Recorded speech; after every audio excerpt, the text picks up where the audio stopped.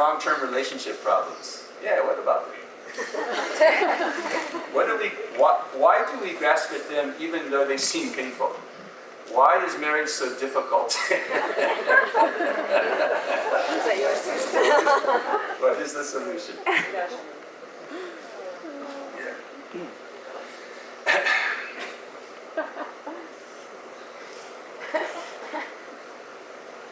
You found the person that you married or got into the long-term relationship with. That person emerged as a result of your good karma. You wouldn't have married somebody who like initially looked like a nightmare, right? No, initially they looked like somebody that could make you happy, right? No, they look good. They look up. You know how it goes, right? You finally found Mr. Right or Ms. Right. Finally found them. After all these looking around, finally they come. And it's just so great. And everything they say is like poetry. And we laugh together. We're soulmates. And I finally found my soulmate. We laugh together, we cry together. We like the same movies. Everything's just awesome, right? And that has come from your karma. That has come from you trying to make another person feel that way in the past. You see? That's where it came from. Mr. Right, Ms. Right popped up as a result of your karma in the past. And if you don't recreate the karmic causes that brought you Mr. Right or Ms. Right in the first place, then you just suck the karma out of it. You see? You just use it up. And here's how that goes. For anyone who hasn't experienced this, I can't imagine there's anyone in this room who hasn't had an experience like this, where you just use up the karma. And Mr. Right or Ms. Right all of a sudden looks like, after about 3-6 months, start to look like Mr. Neutral, Ms. Neutral. You're okay, you're all right, but something's really bothering me about you, And then, time-elapse photograph, right? It depends how strong the karma is for how long it will take for you to get to that, midpoint.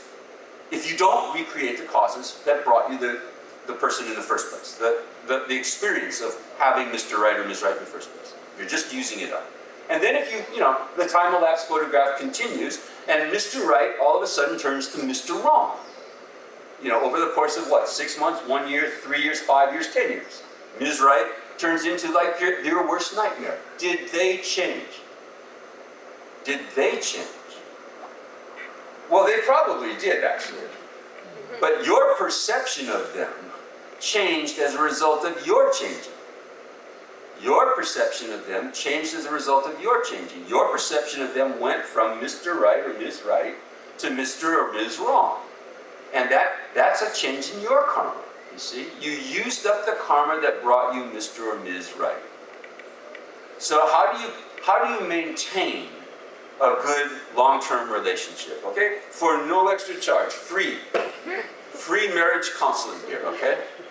No, this is the single most powerful way to keep a good relationship going, and actually the only way, is to continue the karma that brought you them in the first place.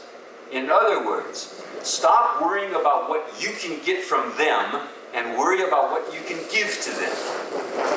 Stop worrying about what they're going to do for you and start worrying about what you can do for them, right? Try to make them happy. Stop thinking about how come they're not making you more happy.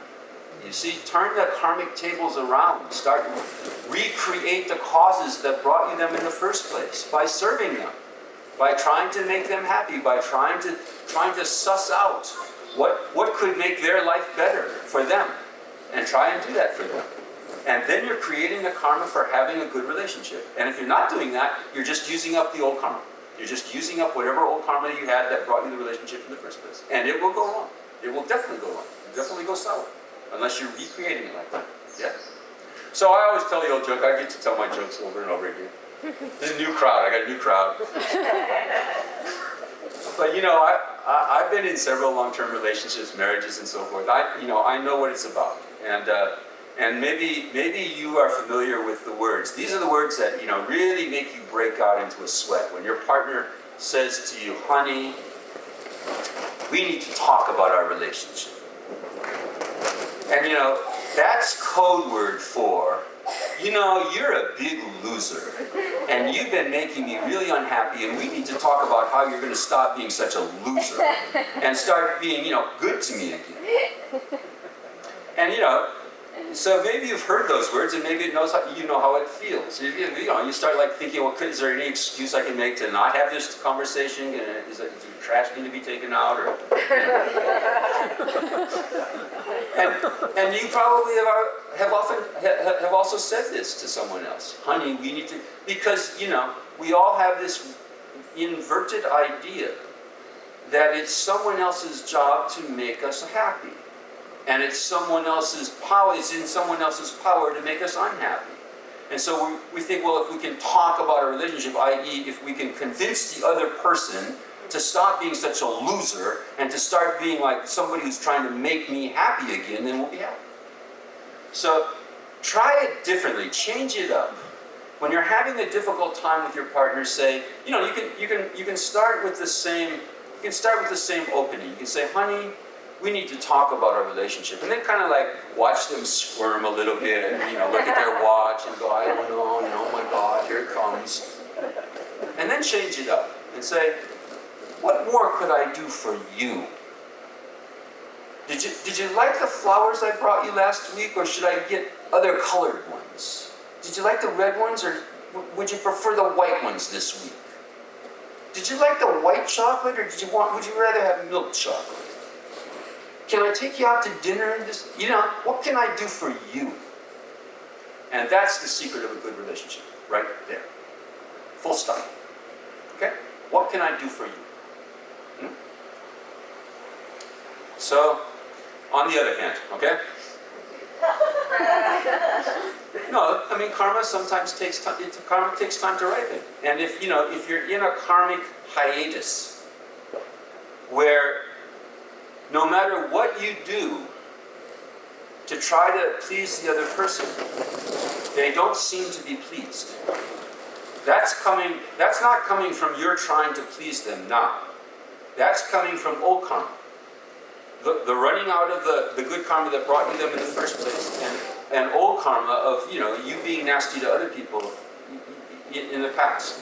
And it does not seem to me to be useful. Sometimes it is. I'll back up. Sometimes you just have to persevere through that. Sometimes if you have the wherewithal to persevere through that karmic hiatus, and then really try to turn the karmic situation around by trying to serve them, by trying to recreate new karma that will make you have a different perception of their response to your actions, you see?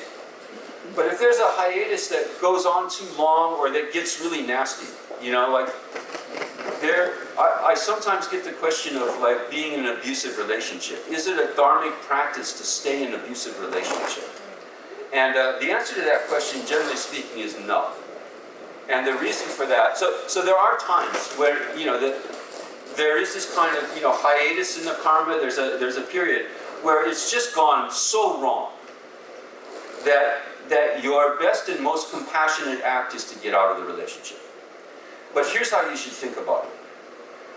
It is not good for the other person to be abusive to me. They're creating huge negative karma for themselves by being this kind of perpetrator of violence, physical or otherwise, towards me.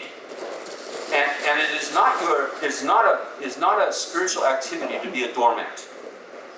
Okay? To just have people walk over. For them, you see?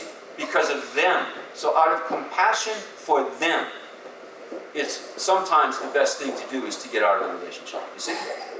So this is a little bit of a gauge on the whole question of should I leave or should I stay? Which is better for them? Should I leave or which is better for them? Is it better for them, for me to try to stay and work it out and recreate the karma? Or is it better for them, for me to get out so that they don't replicate the causes over and over and over again for future suffering by being cruel and harmful to me? Okay, go.